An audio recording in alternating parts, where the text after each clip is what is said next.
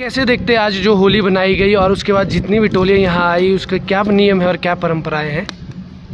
देखिए, होली का एक ऐसा ये उत्सव है कि पिछड़े हुए को भी मिला देता है। तो इसलिए मेरी हार्दिक इच्छा है कि जो होली की टोलियाँ हैं ये हमेशा हमेशा टाइम पर निकले, क्योंकि फिर रात को तो फिर आनंद नहीं आता।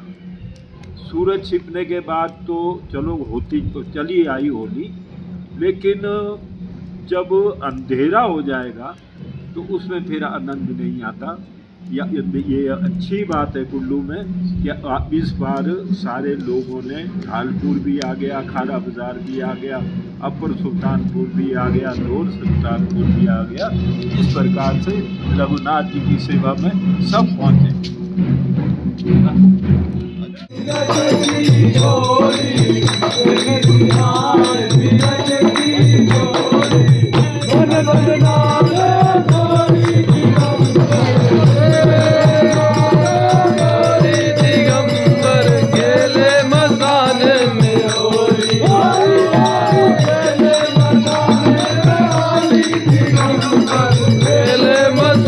में होली